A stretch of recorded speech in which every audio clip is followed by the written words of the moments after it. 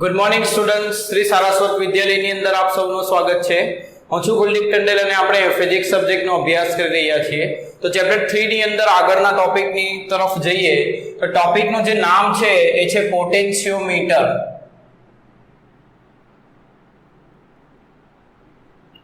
Potentiometer આ topic એવું સમજો કે આ ચેપ્ટરનો સૌથી અગત્યનો ટોપિક અને એમાંથી પ્રશ્ન આવવાની શક્યતા એ સૌથી વધારે છે. બરાબર? તો એ ટોપિકને થોડો ઊંડાણપૂર્વક સમજીએ. ચોપડીની અંદર બહુ ટૂંકમાં એના વિશે માહિતી આપી છે, જેના ઉપરથી તમને એની અંદર જે કન્સેપ્ટ છે એ ખબર પડે એવો નથી. તો આપણે થોડો ડીપમાં એ ટોપિક સમજવાનો પ્રયત્ન કરીએ.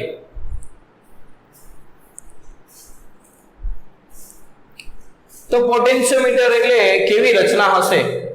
તો પોટેન્શિયોમીટર એટલે સમજો કે એક બહુ લાંબો વાયર છે, એક તાર છે, બહુ લાંબો છે એટલે અહીંથી આમ લંબાઈમાં લાંબો હોવાથી એક સાથે હું મૂકી શકતો નથી, એટલે મેં આ રીતે તારને મૂક્યું. અહીંથી અહીં લઈ જાઉં, ફરી પાછો અહીં લાવું, આમ વીંટાળીને મૂક્યો છે. એટલે લાંબો તાર છે એને આ રીતે વીંટાળીને મૂક્યો છે. બરાબર? એટલે આ રીતની રચના કરીએ. એક તાર એને આ રીતે વીંટાળીને મૂક્યો હશે. કારણ કે જે વર્કબેન્ચ ઉપર તમે પ્રયોગ કરશો તે વર્કબેન્ચ આટલી મોટી નહીં હશે કે તેના ઉપર આખો તાર એક સાથે એક લાઈનમાં આવી જાય, એટલા માટે આ રીતે એને મૂક્યો હશે. હવે આ તાર સાથે એમાંથી પ્રવાહ વહેવડાવવા માટે એક બેટરી લગાવવાની બહારથી. તો ધારો કે આ એક બાહ્ય બેટરી આપણે લગાવી. ધારો કે એનો આંતરિક અવરોધ કોઈ બાહ્ય આંતરિક અવરોધ છે. આમ તો બુકની અંદર આને અવગણ્યો છે, પરંતુ જો દાખલાની અંદર આપ્યો હોય તો આપણે લેવો પડશે, એટલે આપણે અહીં લઈને એની ગણતરી કરીએ. પરીક્ષાની અંદર લખાણ લખો તો આની માહિતી નહીં લખવાની. હવે આ તાર છે, તો તાર ખાલી તાર હોય તો એનો અવરોધ બહુ નાનો હોય. અવરોધ બહુ નાનો હોય તો I બરાબર V ભાગ્યા R બહુ નાનો હોય તો I બહુ મોટા પ્રમાણમાં વહે. એટલે જો અવરોધ ખૂબ નાનો લગાવીએ બેટરી સાથે તો મોટા પ્રમાણમાં પ્રવાહ વહે, જેના કારણે I2RT પ્રમાણે મોટા પ્રમાણમાં ઉષ્મા ઉત્પન્ન થાય અને તાર પીગળવાની શક્યતા રહે. તો આવું ન થાય, પ્રવાહને આપણે નિયંત્રિત કરવા માટે, પ્રવાહને ઘટાડવા માટે શું કરીએ તો R ને વધારીએ. R ને કેવી રીતે વધારી શકાય? તો એની સાથે કોઈ એક અવરોધ શ્રેણીમાં જોડવાનું. તો એની અંદરનો વહેતો પ્રવાહ લિમિટ કરવા માટે, નિયંત્રિત કરવા માટે એ તાર સાથે શ્રેણીમાં આપણે એક અવરોધ જોડીએ છીએ. આ રીતની રચના આપણે કરી છે. શું કર્યું? તો આ પોટેન્શિયોમીટર સાથે આપણે એક બેટરી લગાવી, જેના કારણે આમાંથી I પ્રવાહ વહેશે. પ્રવાહ કેવી રીતે જશે? તો બેટરીના પ્લસમાંથી નીકળશે, આમ જશે. આ જ પ્રવાહ દરેક જગ્યાએ વહેશે, આમથી આમ આવશે, આમથી આમ જશે. એટલે આખા પરિપથમાં વહેતો પ્રવાહ એ I જ હશે. બરાબર? આ રીતે પ્રવાહ I વહેશે આખા પરિપથની અંદર. હવે પહેલા તો એ સમજીએ કે આ પોટેન્શિયોમીટરની જરૂરિયાત શું છે. એની જરૂરિયાત સમજીએ. તો ધારો કે મારે કોઈ કોષ મારી પાસે છે, એટલે એનું EMF હશે અને એનો આંતરિક અવરોધ હશે એની અંદર. તો આ કોષનું EMF મારે માપવું છે. તો ધારો કે એના માટે હું વોલ્ટમીટર યુઝ કરું. વોલ્ટમીટર શું આપે? તો બે છેડા વચ્ચેનો વિદ્યુત સ્થિતિમાનનો તફાવત.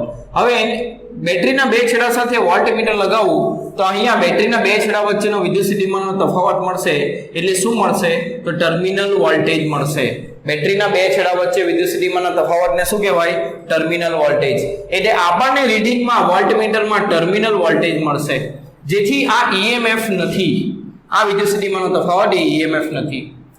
જો વિદ્યુત સ્થિતિમાનનો તફાવતને EMF જેટલું બનાવવું હોય તો આ પ્રવાહ I0 બનાવવો પડે.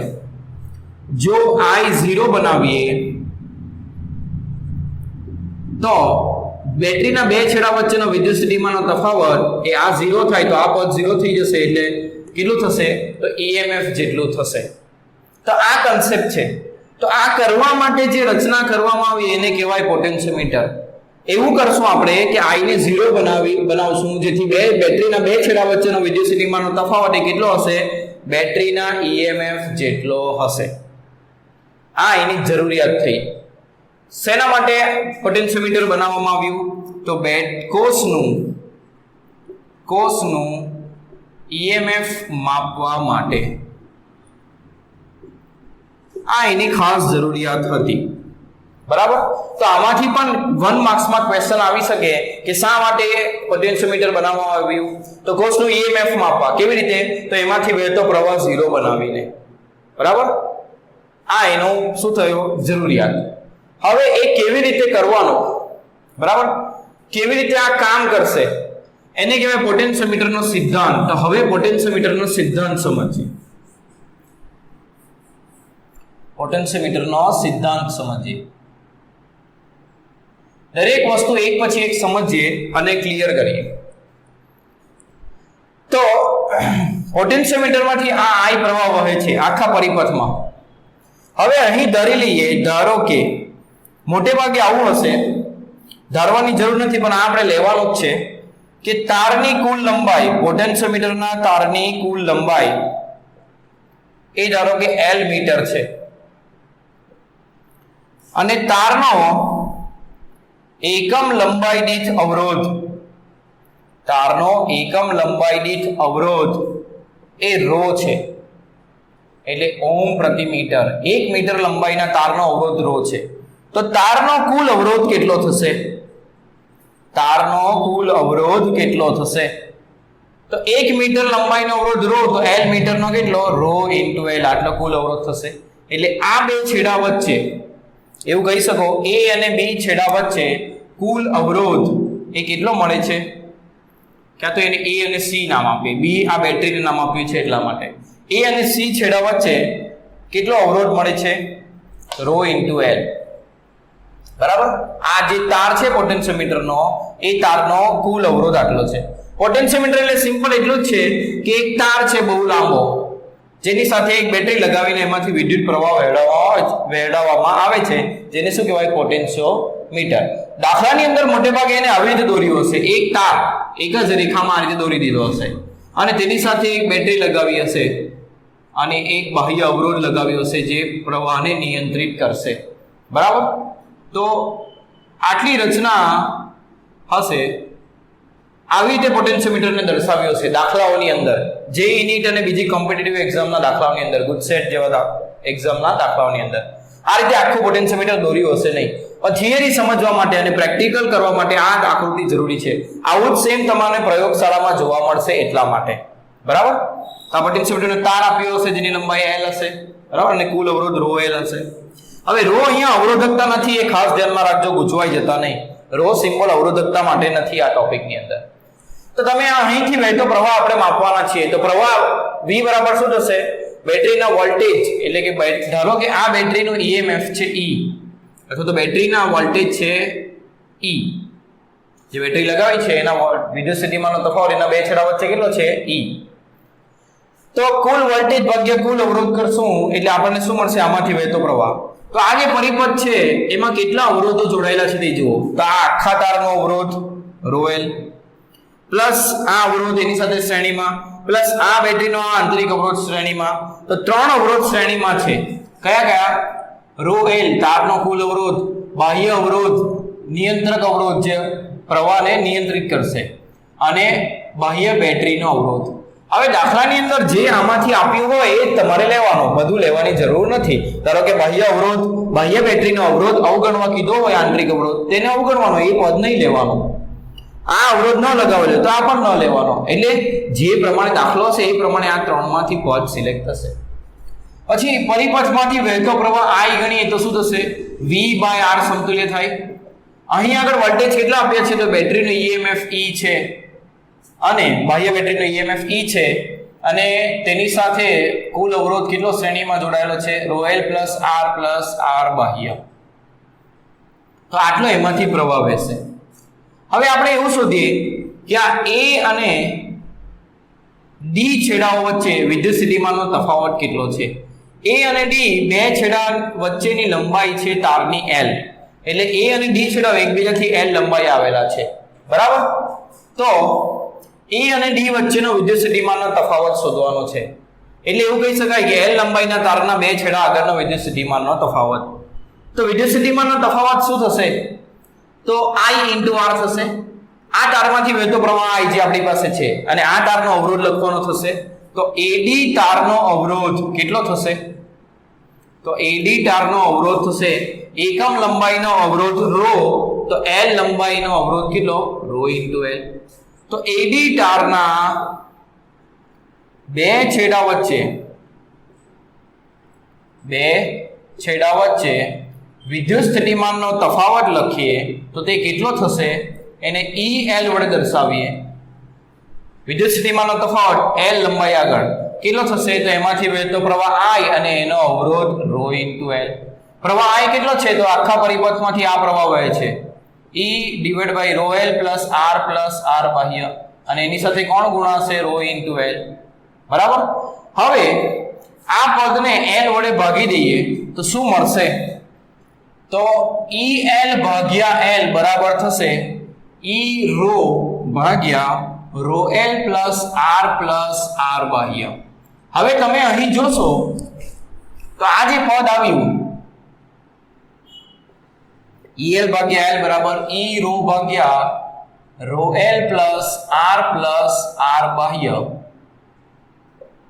તો એ જે પદ છે બધા E આટલી વસ્તુ તમે લગાવી દીધી એટલે આમાંથી હવે કોઈ વસ્તુ બદલાશે નહીં એટલે બેટરીનો EMF એ બદલાવાનો નથી અચળ છે તાર લગાવી દીધો એટલે ρ બદલાવાનો નથી તારની લંબાઈ પણ આ આખા તારની લંબાઈ L એ પણ બદલાવાની નથી અવરોધ R બહારથી જે લગાવ્યો એ પણ બદલાવાનો નથી અને બેટરી લગાવી દીધી એટલે એનો બાહ્ય અવરોધ પણ બદલાવાનો નથી એટલે આ બધા જ પદ અચળ છે આ બધા પદ અચળ હોય તો આ જે મૂલ્ય છે એ પણ કેવું આવે અચળ અને એ અચળ મૂલ્યને આપણે phi વડે દર્શાવશું શેના વડે દર્શાવશું phi વડે જ્યાં phi ને કહેવાશે વિદ્યુત સ્થિતિમાન પ્રચલન શું કહેવાશે વિદ્યુત સ્થિતિમાન પ્રચલન વિદ્યુત સ્થિતિમાન પ્રચલન એટલે એનું સૂત્ર શું આવશે phi = EL/L અથવા તો આ સૂત્ર પણ તમારે યાદ રાખવાનું E ρ ભાગ્યા ρL + R બાહ્ય આંતરિક અવરોધ બરાબર તો EL/L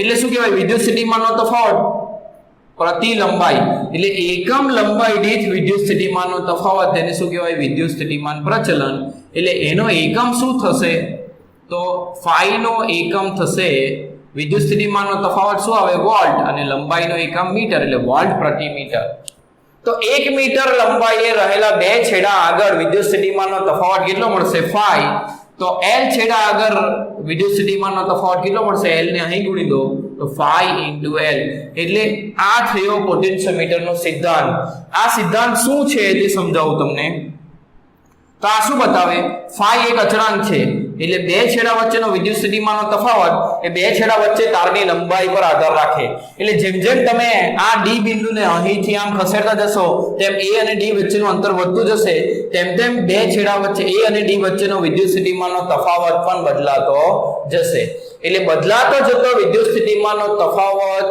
ઉત્પન્ન કરવો એ થયો પોટેન્શિયોમીટરનો સિદ્ધાંત એના કાર્ય કરવાનો સિદ્ધાંત આ છે બરાબર એટલે પોટેન્શિયોમીટર થી આપણે શું કરી શકીએ તો લંબાઈ બદલીને અલગ અલગ વિદ્યુત સ્થિતિમાનનો તફાવત લઈ શકીએ જેમ લંબાઈ વધશે તેમ તેમ વિદ્યુત સ્થિતિમાનનો તફાવત વધશે એટલે તમારે જેટલો જરૂરી હોય એટલો વિદ્યુત સ્થિતિમાનનો તફાવત તમે લઈ શકો એના બે છેડા સિલેક્ટ કરીને પહેલો છેડો A રાખવાનો અને બીજો D છેડો તમે ગમે ત્યાં રાખી શકો તો આ થયો પોટેન્શિયોમીટરનો સિદ્ધાંત આ રીતે પોટેન્શિયોમીટર કામ કરશે તો એમાં આ સૂત્ર તમારે યાદ રાખવાનું આ પણ સાથે યાદ રાખવાનું એનો એકમ યાદ રાખવાનો અને આ સૂત્ર યાદ રાખવાનું હવે આગળ જઈને આપણે phi ને phi જ લખશું આ આખા સૂત્ર વડે દર્શાવશું નહીં બરાબર એટલે યાદ રાખજો બે L લંબાઈના બે બિંદુ આગળ વિદ્યુત સ્થિતિમાનનો તફાવત આપણે કેટલો લેશું તો phi * L જેટલો લઈશું તો આ થયો પોટેન્શિયોમીટરનો સિદ્ધાંત બરાબર આ તમને સમજાયું હશે એવી હું આશા રાખું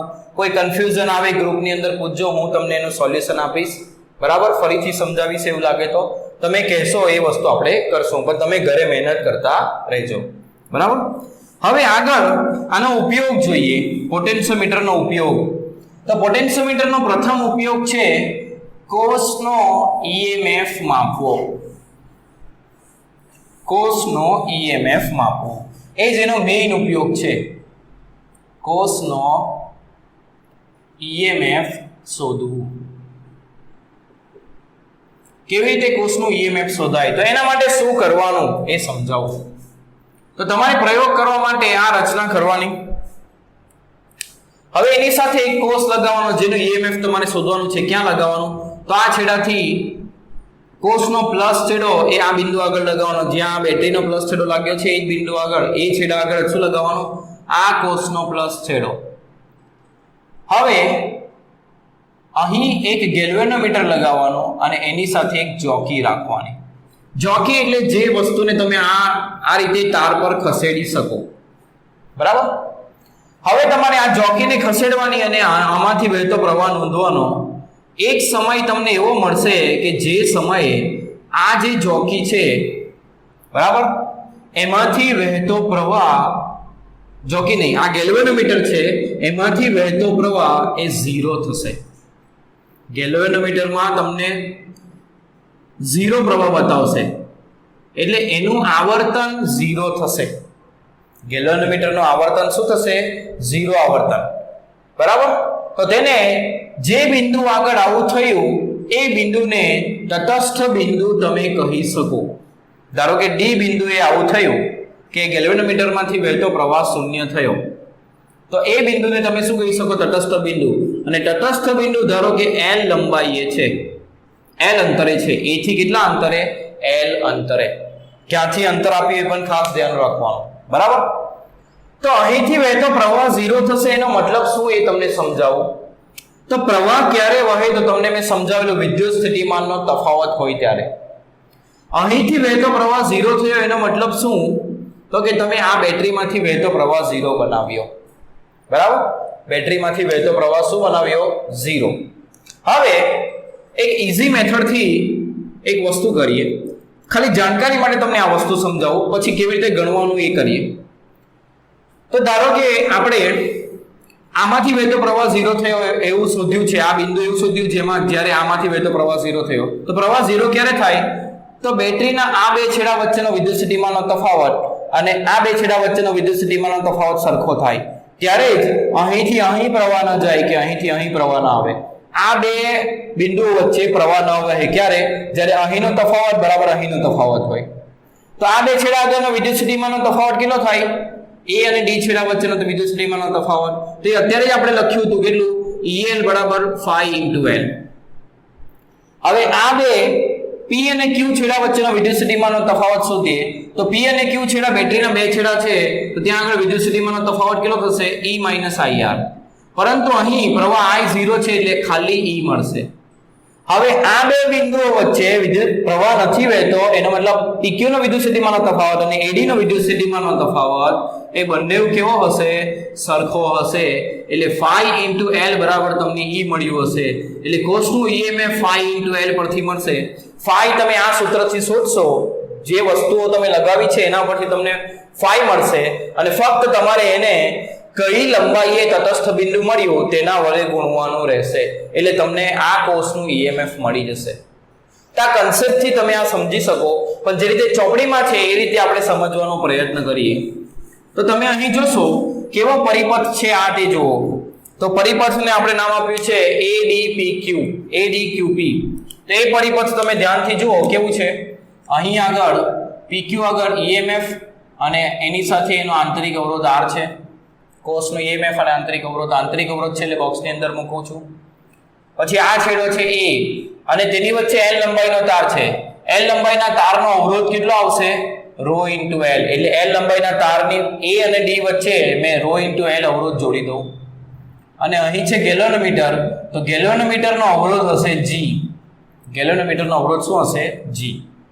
હવે અહીંથી વહેતો પ્રવાહ I બરાબર 0 છે. અહીંથી વહેતો પ્રવાહ I બરાબર શું છે? 0, બરાબર. અથવા તો તમે આ બે બિંદુ રાખો. આ A અને D વચ્ચે વિદ્યુત સ્થિતિમાનનો તફાવત કેટલો આવે? તો આપણને ખબર છે L લંબાઈ રહેલા બે બિંદુ વચ્ચે વિદ્યુત સ્થિતિમાનનો તફાવત કેટલો આવે? phi into L. એટલે આ રીતે phi into L. અહીં બેટરીનો પ્લસ છેડો છે એટલે અહીં વિદ્યુત સ્થિતિમાન પ્લસ હશે, અહીં માઈનસ. જુઓ આ પ્લસ છેડો અહીં જોડાયો છે એટલે અહીંયાનું સ્થિતિમાન પ્લસ હશે અને આ બાજુનું માઈનસ હશે, બરાબર.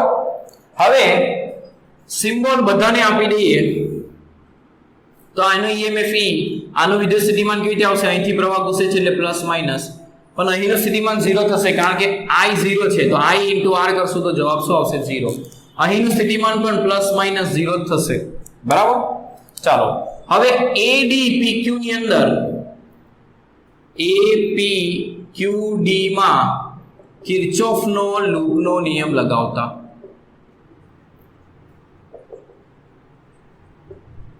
કિર્ચોફનો લૂપનો નિયમ લગાવો. A થી P જાઓ, P થી આમ જાઓ.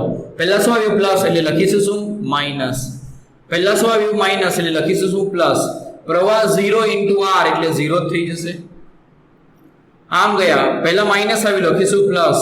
પ્રવાહ I 0 * G એટલે 0 જ થશે. પછી આવ્યું માઈનસ એટલે લખીશું શું પ્લસ. કેટલું 5 * L. ફરી પાછા A પર પહોંચી ગયા એટલે શું લખીશું 0.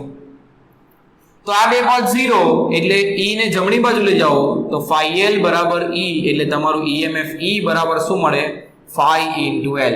phi તમારી પાસે હોય જ જોડાણ તમે જે કર્યા એના ઉપરથી phi તમને મળી જાય અને L તટસ્થ બિંદુ ક્યાં મળે તે લંબાઈ ક્યાંથી A થી A બિંદુથી જે બિંદુ આગળ તટસ્થ બિંદુ મળ્યું એટલે જ્યારે ગેલ્વેનોમીટરમાંથી વહેતો પ્રવાહ 0 થયો તે બિંદુ કેટલા અંતરે છે તે લંબાઈ એની સાથે ફક્ત I ને ગુણો એટલે તમને કોષનું શું મળે EMF.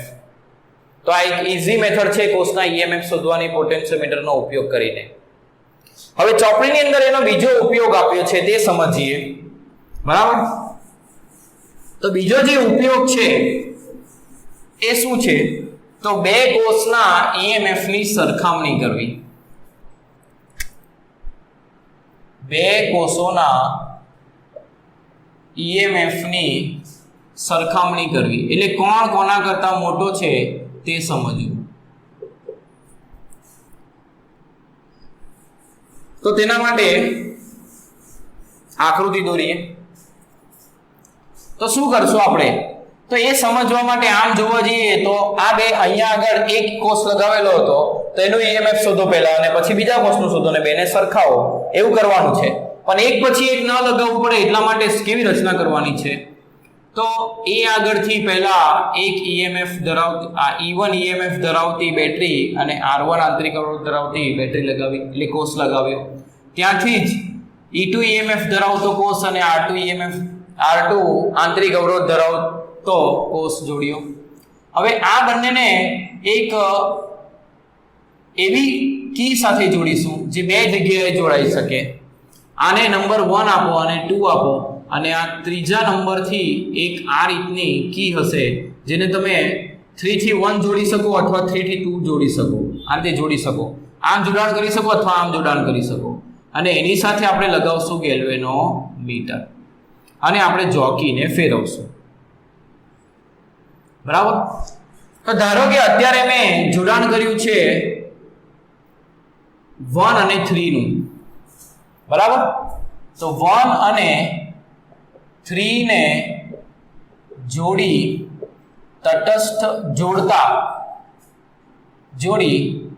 તટસ્થ બિંદુ શોધતા તે L1 લંબાઈએ મળે છે. L1 અંતરે મળે છે તટસ્થ બિંદુ. એટલે 1 અને 3 ને જોડ્યો અને પ્રયોગ કર્યો ત્યારે તટસ્થ બિંદુ અહીંયા મળ્યું N1 આગળ અને તે A થી N1 ની લંબાઈ કેટલી છે L1. બરાબર. A થી N1 ની લંબાઈ છે L1. તો અત્યારે જોડાણ કેવું થયું તો જુઓ આ કોષનો એક છેડો જોડાયેલો છે બીજો જોડાયેલો જ નથી ખુલ્લો છે એટલે આ કોષ જોડાયેલો જ નથી એવું કહી શકાય. જ્યારે સાધનના બંને છેડા જોડાયેલા હોય ત્યારે જ તેની અસર થાય. એક જ છેડો જોડવાથી કશું થશે નહીં.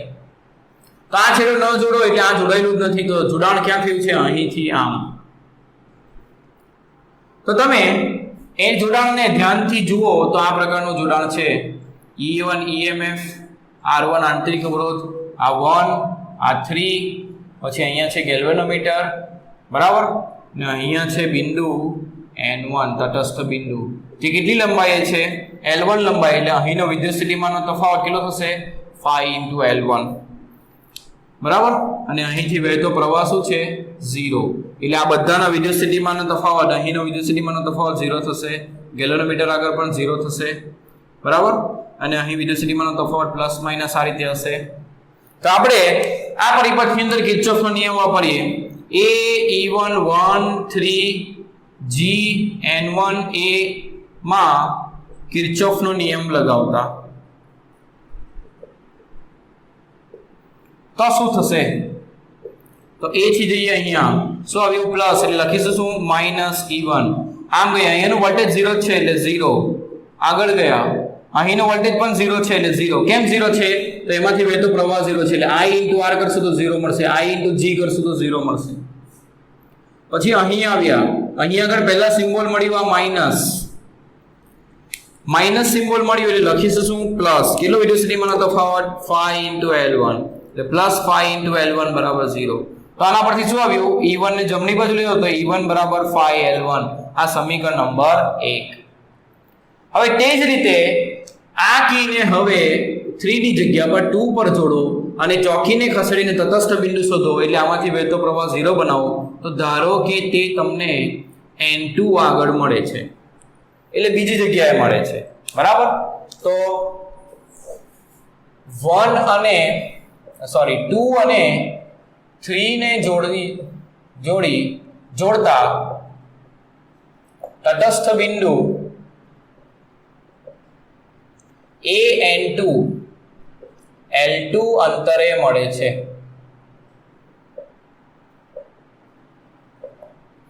તટસ્થ બિંદુ n2 એ L2 અંતરે મળે છે a થી L2 અંતરે મળે છે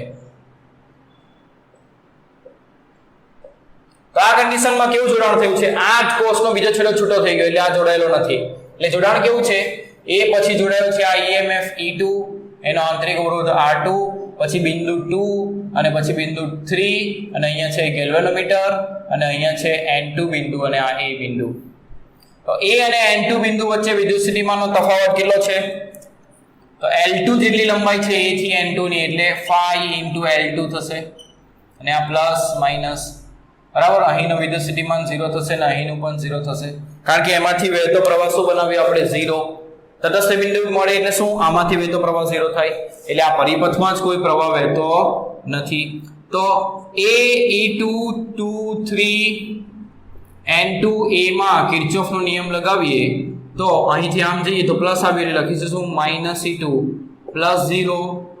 +0 માઈનસ 5 માઈનસ આવી એટલે લખીશું પ્લસ આમ જઈએ છીએ અહીંયા માઈનસ આવી એટલે લખીશું પ્લસ 5 * L2 બરાબર 0 તો આના પરથી e2 બરાબર 5L2 મળ્યું સમીકરણ નંબર 2 સમીકરણ 1 અને 2 પરથી 2 નો ભાગાકાર કરીએ તો e1 ભાગ્યા e2 બરાબર શું થાય 5L1 ભાગ્યા 5L2 5 કેન્સલ તો e1 ભાગ્યા e2 શું આવ્યું L1 ભાગ્યા L2 તો આ રીતે બે કોષના EMF ની સરખામણી કરી શકાય એક પછી એક જોડીને એના તટસ્થ બિંદુ શોધવાના ધારો કે આનો જવાબ આવ્યો e1/e2 બરાબર 1/2 તો આ શું બતાવશે e1 બરાબર e2 ભાગ્યા 2 એટલે પહેલા કોષનું EMF એ બીજા કરતા અડધું છે એટલે સરખામણી એટલે શું તે ખબર પડે કોણ મોટું છે નાનું છે એવું શોધી શકો અથવા કોણ કોનાથી કેટલા ગણું છે તે શોધી શકો બરાબર તો આ રીતનો કોન્સેપ્ટ છે આ કોષના EMF ની સરખામણી કરવી બરાબર સમજ્યા ભાઈ આગળ વધીએ હવે બુકની અંદર નથી એવું થોડું એક્સ્ટ્રા કરાવું બરાબર જે તમને જેઈ નીટ માટે થોડું કામ લાગશે અને કદાચ MCQ માં ગુજસેટમાં પૂછાઈ શકે એટલા માટે કરાવું છું તો ધારો કે આપણે અહીં પ્રયોગ કરવા માટે કોષને આ પ્રમાણે જોડીએ પ્લસ માઈનસ બે કોષને શ્રેણીમાં જોડ્યા અને પ્લસ માઈનસ આ રીતે જોડો તો એને કહેવાય સહાયક જોડાણ અને તટસ્થ બિંદુ શોધ્યું તો તે n1 અંતરે મળ્યું તો તે સમયે આ બંનેનું EMF કેટલું હશે તો સહાયક જોડાણમાં જ્યારે સહાયકમાં જોડ્યા ત્યારે તટસ્થ બિંદુ બે કોષોને સહાયકમાં જોડ્યા ત્યારે તટસ્થ બિંદુ L1 અંતરે મળ્યું અને આવી રીતે જોડું પ્લસ માઈનસ પ્લસ તો મેં તમને સમજાવ્યું તો આ કોષનું શ્રેણી જોડાણ પછી એવું વિરોધક જોડાણ તો વિરોધક જોડાણ વખતે કોષનું EMF કોષ જોડીને તટસ્થ બિંદુ શોધીએ તો તે n2 બીજા બિંદુએ મળે અને તે લંબાઈ કેટલી છે L2 એટલે આપણે એક પછી એક જોડવાની જગ્યા પર પહેલા સહાયકમાં જોડ્યા અને પછી વિરોધકમાં જોડ્યા જો આવું કરશું તો બે કોષના EMF ની સરખામણી કરવા માટેનું સૂત્ર આ પ્રમાણે થશે. સહાયકમાં જોડો ત્યારે EMF થાય E1 + E2 એના બરાબર લખાશે phi * L1 અને વિરોધકમાં જોડો ત્યારે E1 - E2 બરાબર શું લખાશે phi / L2. તો આના પરથી તમે એવું સૂત્ર તારવી શકો આ બે સમીકરણ ઉપરથી. આ નોંધની અંદર લખવાનું છે એક્સ્ટ્રા છે. શું સમજાવું છું આખું નથી કહેતો તમને. બરાબર સહાયક જોડાણ તમે બે કોષનું કર્યું. સહાયક એટલે કેવું E1 R1 E1 ± આ રીતે છેડાઓ જોડ્યા એટલે આના માઈનસ સાથે આનો પ્લસ જોડ્યો અને વિરોધક એટલે આના માઈનસ સાથે બીજાનો પણ માઈનસ જ જોડ્યો. આને વિરોધક જોડાણ કહેવાય. વિરોધક જોડાણમાં EMF બાદ થાય યાદ કરો શ્રેણી જોડાણ કોષોનું અને સહાયકમાં EMF ઉમેરાય. બરાબર આ વસ્તુ મેં તમને કરાવેલી હતી. તો તે સહાયકમાં જોડીને તટસ્થ બિંદુ શોધ્યું તો L1 અંતરે મળ્યું. વિરોધકમાં જોડીને તટસ્થ બિંદુ શોધ્યું તો L1 L2 અંતરે મળ્યું. આ બેનો ભાગાકાર કરીએ તો આના પરથી શું મળશે તો E1 / E2 E1 + E2 divide by E1 - E2 બરાબર મળશે phi * L1 / phi * L2. phi cancel તો E1 + E2 ભાગ્યા E1 - E2 બરાબર થશે L1 / L2. હજુ થોડું સિમ્પ્લિફાઈડ કરીએ તો એક કામ કરીએ તો અંશની અંદરથી અંશમાં છેદ ઉમેરીએ એટલે આ અંશ છે એમાં છેદ ઉમેરો એટલે E1 - E2. તો બાજુમાં પણ એવું જ કરવું પડે જમણી બાજુ પણ અંશમાં છેદને ઉમેરો.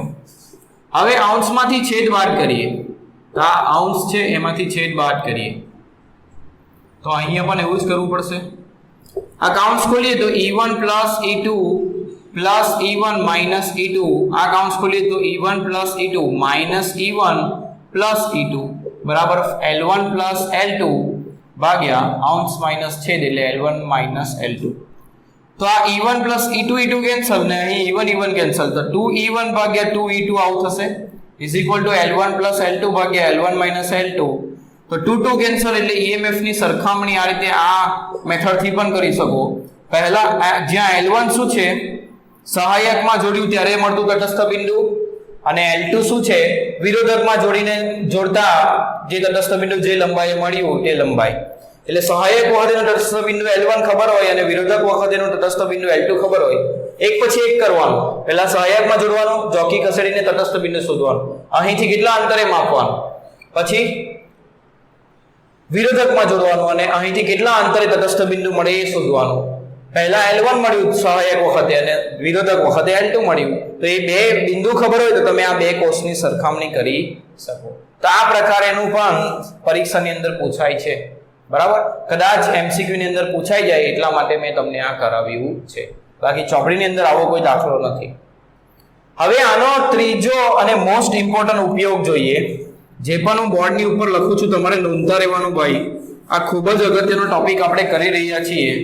આ ટોપિક પરીક્ષામાં આવવાની શક્યતા 90% રહે છે એટલો અગત્યનો ટોપિક છે અને આ ચેપ્ટરમાંથી 4 માર્કનો સવાલ બોર્ડની અંદર પૂછે છે પૂછનાર ક્વેશ્ચન પેપર કાઢનાર એટલે બરાબર તમારે તૈયાર કરવાનું રહેશે. તો ત્રીજો જે ઉપયોગ છે એ એવો છે કે કોષનો આંતરિક અવરોધ શોધવો. કોષનો આંતરિક અવરોધ શોધવો. ધારો કે કોષનો આંતરિક અવરોધ શોધીએ. જો પરીક્ષામાં જ્યારે આકૃતિ દોરો તો આ પ્રમાણે આનો બાહ્ય અવરોધ દોરતા નહીં પણ બુકમાં જે પ્રમાણે અહીંયા બેટરીને B લખ્યું છે આ લખ્યું નથી એ રીતે જ તમે ડ્રોઈંગ કરજો. બરાબર આ તમે એટલા માટે સમજાવ્યું કે ઘણી વખત દાખલાની અંદર આવું આવી જાય છે કે આ કોષનો પણ આંતરિક અવરોધ આપેલો હોય ત્યારે એને કન્સિડર કરવાનો હોય છે. બરાબર એટલા માટે મેં તમને સમજાવ્યું છે. બાકી એને બુક તમે જ્યારે બોર્ડ એક્ઝામમાં લખો ત્યારે મેં તમને જે PDF સેન્ડ કરેલી એ જ પ્રમાણે લખવાનું એટલે બોર્ડમાં એના ઉપરથી તમને માર્ક્સ મળશે. બરાબર બોર્ડની અંદર પેપર ચેકિંગનું ફોર્મેટ જે પ્રમાણે હોય એ પ્રમાણે જ જવાબ તમારો હોવો જોઈએ. અલગ અલગ શોર્ટકટ મેથડથી તમે જવાબ લાવી દો તો એના માર્ક્સ ન પણ આપે એવું બને છે. એટલા માટે આપણે બુકને ફોલો કરીએ છીએ. ધ્યાન રાખજો આ વસ્તુને. હવે કોષનો આંતરિક અવરોધ શોધવા માટે શું કરવાનું તો આ જે કોષ છે જેનો આંતરિક અવરોધ શોધવાનો છે તેની સાથે સમાંતરમાં એક અવરોધ લગાવવા માટે એક રેઝિસ્ટન્સ બોક્સ લગાવ્યું છે જેમાં અવરોધ R છે. રેઝિસ્ટન્સ બોક્સ શું છે એ તમે જ્યારે પ્રેક્ટિકલ કરશો ત્યારે આવશે. બરાબર અને અહીં ગેલ્વેનોમીટર લગાવ્યું અને તટસ્થ બિંદુ આપણે શોધવા જઈ રહ્યા છીએ. તો ધારો કે પહેલા પ્રથમ સ્ટેપની અંદર K2 કળ ખુલ્લી રાખીએ. K2 કળ ખુલ્લી રાખીએ એટલે અહીંયા આ સ્વિચ બંધ છે એટલે એને જોઈન્ટ નથી કરી. એનો મતલબ આ અવરોધનો એક છેડો જોડાયેલો છે, અહીં બીજો છેડો જોડાયેલો નથી, એટલે આ નથી એવું સમજો. એટલે એવું સમજો કે જ્યારે આના સાથે સમાંતરમાં કોઈ નથી ત્યારે પહેલો પ્રયોગ કરીએ છીએ આપણે, એવું કહી શકાય. અથવા તો એવું પણ કહી શકાય કે આની સાથે સમાંતરમાં કોઈ અવરોધ નથી એટલે બહુ મોટો અવરોધ છે એવું પણ કહી શકાય, એટલે અનંત અવરોધ છે એવું પણ કહી શકાય. એટલે અહીંયા કાઉન્સમાં ઘણી વખત આવો શબ્દ પ્રમાણે પણ દાખલો MCQ એવું પૂછે છે કે R એ અનંત છે. કળ ખુલ્લી રાખી, ખુલ્લી એટલે મેં તમને સમજાવેલું ઓપન સર્કિટ. ઓપન એટલે શું? અહીંયાનો અવરોધ અનંત, એટલે આ છેડો ખુલ્લો છે એટલે ઓપન સર્કિટ છે, એમાંથી પ્રવાહ વહેતો નથી એટલે એનો અવરોધ કેવો હશે? અનંત, એવું કહી શકાય. તો તે સમયે તટસ્થ બિંદુ શોધીએ તો તે ધારો કે n1 આગળ મળે, એટલે તટસ્થ બિંદુ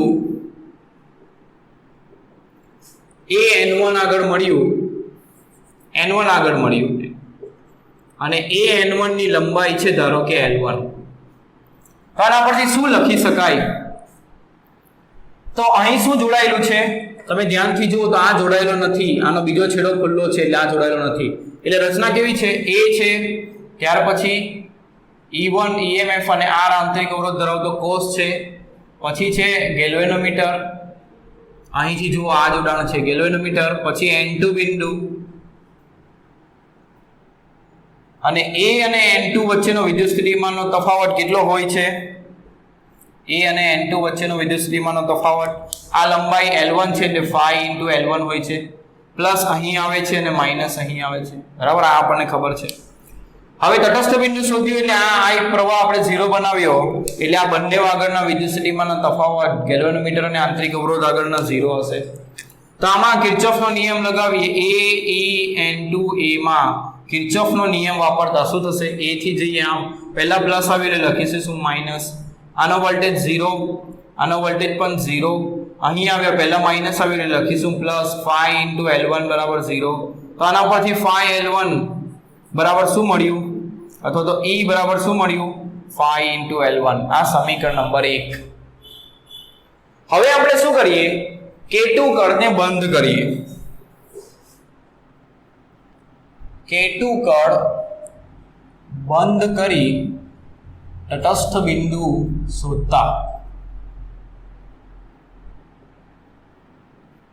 એટલે જોકીને આ કળ બંધ કરીએ અને પછી તટસ્થ બિંદુ શોધીએ એટલે આ જોકીને ફેરવીએ તો તે ધારો કે N2 અંતરે મળે છે. આ તમે જોડ્યું એટલે એનો મતલબ શું થયો? અહીં આ અવરોધ જોડાઈ ગયો, આ કોષ સાથે આ R અવરોધ સમાંતરમાં જોડાયો, એટલે E સાથે કોષ સાથે સમાંતરમાં R ઓહ્મ જોડાયો, આવું થયું, બરાબર? તે સમયે શું થશે? તો તટસ્થ બિંદુ શોધી અને ધારો કે તે ક્યાં મળ્યું? આપણને N2 અંતરે મળ્યું, બરાબર? તટસ્થ બિંદુ ક્યાં મળ્યું? N2 આગળ. N2 આગળ એટલે ધારો કે A N2 જે લંબાઈ છે તે L2 જેટલી છે, એટલે A થી N2 ની લંબાઈ કેટલી છે? L2. તો અહીંયા આગળ જોડાણ જોડીએ તો શું થશે? તો જુઓ, A પછી આ લાગ્યું છે, જો પહેલા ઉપરનું જોડાણ જોડી દઈએ. E EMF તેની સાથે તેનો R આંતરિક અવરોધ, તેની સાથે સમાંતરમાં R જોડાયેલો છે, R ઓહ્મ અવરોધ, બરાબર? આ કળ છે અને આ બિંદુ આગળ આવ્યા આપણે, ત્યાર પછી જોડાયેલું છે ગેલ્વેનોમીટર અને આ બિંદુ N2 છે.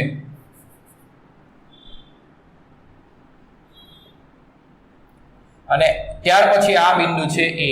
આ પ્રકારનું જોડાણ છે. જો A સાથે કોષ ગેલ્વેનોમીટર અને N2 અને કોષ સાથે સમાંતરમાં R અવરોધ, આ પ્રકારનું જોડાણ છે. હવે N2 વચ્ચે વિદ્યુત સ્થિતિમાનનો તફાવત કેટલો થશે? તો તે 5 × L2 થશે, કારણ કે A અને N2 વચ્ચેનું અંતર L2 છે. પ્લસ માઇનસ આ રીતે આવશે. હવે શું થશે? તો આ ગેલ્વેનોમીટરમાંથી વહેતો પ્રવાહ 0 છે, પરંતુ આ કોષમાંથી જે પ્રવાહ નીકળશે તેને વહેવા માટે આ માર્ગ છે, એટલે આ કોષમાંથી પ્રવાહ નીકળીને આ અવરોધ R માંથી વહેશે, આ રીતે પ્રવાહ વહેશે. લાલ પેનથી દોરું જેથી તમને ખબર પડે. I પ્રવાહ આ માર્ગે વહેશે. તમે જુઓ માર્ગ સ્પષ્ટ દેખાય છે. એટલે એ પ્રવાહ આ પોટેન્શિયોમીટરમાં નથી આવતો, પરંતુ ઉપર જોડેલા અવરોધમાંથી વહે છે. તો અવરોધના બે છેડા આગળ કઈ વિદ્યુત સ્થિતિમાનનો તફાવત હશે? પ્રવાહ આમ ઘૂસે છે એટલે પ્લસ માઇનસ V લખીએ. બરાબર. હવે તમે અહીં જોશો તો A અને N2 વચ્ચેનો વિદ્યુત સ્થિતિમાનનો તફાવત કેટલો છે? 5 × L2. આ બે બિંદુ અહીં જોડાયેલા છે. જુઓ, આમાંથી પ્રવાહ વહેતો 0 છે. અથવા તો ચલો એક બીજી રીતે કરીએ. A પછી આને નામ આપીએ P Q A P Q G N2. A થી જઈએ P, P થી જઈએ Q, Q થી જઈએ G N2. A P Q G N2 માં કિર્ચોફનો નિયમ વાપરતા તો શું થશે? A થી ગયા P, P થી આમ જઈએ, પહેલા આવ્યું પ્લસ એટલે લખીશું શું? માઇનસ. વિદ્યુત સ્થિતિમાનનો તફાવત V. આમ ગયા, અહીં આવ્યા, આમ આવ્યા. અહીંયાનો વિદ્યુત સ્થિતિમાન તફાવત કેટલો હશે? 0, કારણ કે એમાંથી વહેતો પ્રવાહ 0 છે. એટલે I × R શું થશે? 0, એટલે પ્લસ 0. પછી અહીં આવ્યા એટલે માઇનસ આવ્યો તો લખીશું શું? પ્લસ 5 × L2 બરાબર 0. તો આના પરથી V બરાબર શું થશે? 5 × L2. આ સમીકરણ નંબર 2. ખ્યાલ આવે છે? આ નિયમ લગાવ્યો અહીંથી A થી P, P થી Q, Q થી G, G થી N2. આ રીતે લગાવ્યા આ બંધ લૂપમાં A G P N2 અને ફરી પાછા E આગળ આવ્યા. આ પરિપથમાં કિર્ચોફનો નિયમ લગાવતા આવું સૂત્ર મળશે. હવે સમીકરણ 1 અને 2 પરથી શું થશે? તો E ભાગ્યા V બરાબર 5L1 ભાગ્યા 5L2 થશે. 5 5 કેન્સલ એટલે E ભાગ્યા V બરાબર L1/L2 થશે. E ભાગ્યા V બરાબર શું થશે? L1/L2. હવે તમે અહીં જુઓ તો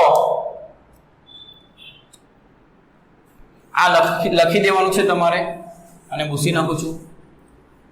V બરાબર તમે શું લખી શકો તે જોઈએ આપણે. આ સમીકરણને કહીએ સમીકરણ નંબર 3. તો તમે આની અંદર કિર્ચોફનો નિયમ લગાવો. કોની અંદર? તો P Q E P, એટલે P Q E P. આમાં કિર્ચોફનો નિયમ વાપરતા. તો P થી જઈએ Q, શું આવ્યું? પ્લસ. લખીશું શું? માઇનસ. વિદ્યુત સ્થિતિમાનનો તફાવત V. આમ ગયા, અહીં આવ્યા, અહીં પ્રવાહ ઘૂસે છે એટલે પ્લસ માઇનસ આ રીતે આવશે. અહીંથી પ્રવાહ આમ ઘૂસે છે, કેટલો પ્રવાહ? I પ્રવાહ છે, એટલે પ્લસ માઇનસ આ રીતે આવશે. એટલે શું લખાશે? આમ પ્રવાહ એટલે પ્લસ માઇનસ. પહેલા આમ જઈએ છીએ આપણે, આમ આવીએ, અહીં આવ્યા, પ્લસ આવ્યું એટલે લખીશું શું? Minus I × R. આમ ગયા, પહેલા આવ્યું માઇનસ એટલે લખીશું શું? પ્લસ. બરાબર શું થશે? 0, કારણ કે ફરી પાછા અહીં આવી ગયા. હવે આ જે V છે તે આ R આગળનો વિદ્યુત સ્થિતિમાનનો તફાવત છે, એટલે તમે એને I × R લખી શકો. એટલે V બરાબર લખશું I × R minus IR plus E બરાબર 0. તો હવે E આ બંને પદને જમણી બાજુ લઈ જઈએ તો E બરાબર શું થશે? IR plus I × R. I common કાઢો તો R પ્લસ R થશે. તો આ EMF નું સૂત્ર આવ્યું, એને નંબર 4 આપીએ. અને વિદ્યુત સ્થિતિમાનનો તફાવત R આગળનો V બરાબર I × R લખાય. આ સમીકરણ નંબર 5. તો સમીકરણ 3 માં E અને V ની કિંમત મૂકી દઈએ. E અને V ની કિંમત સમીકરણ 3 માં મૂકીએ તો E ભાગ્યા V બરાબર શું થશે? L1/L2. E બરાબર આવ્યું I × R પ્લસ R, અને V બરાબર આવ્યું I × R is equal to શું લખીશું આપણે? L1/L2. I cancel. હવે આ R પ્લસ R ભાગ્યા R છે, એમાં કેપિટલ R ને લસા લઈએ તો શું થશે?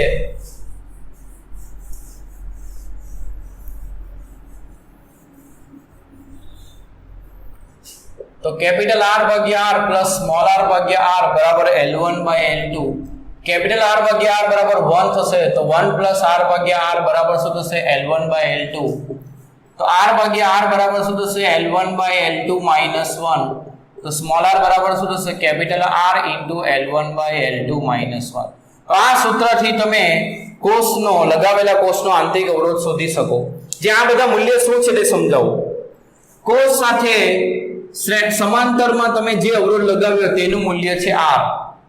L1 જ્યારે આ અવરોધ ન લગાવેલો તો ત્યારે મળતું તટસ્થ બિંદુ, અને L2 જ્યારે આ કોષ સાથે આ R અવરોધ તમે લગાવી દીધા પછી તટસ્થ બિંદુ જ્યાં મળે તે L2.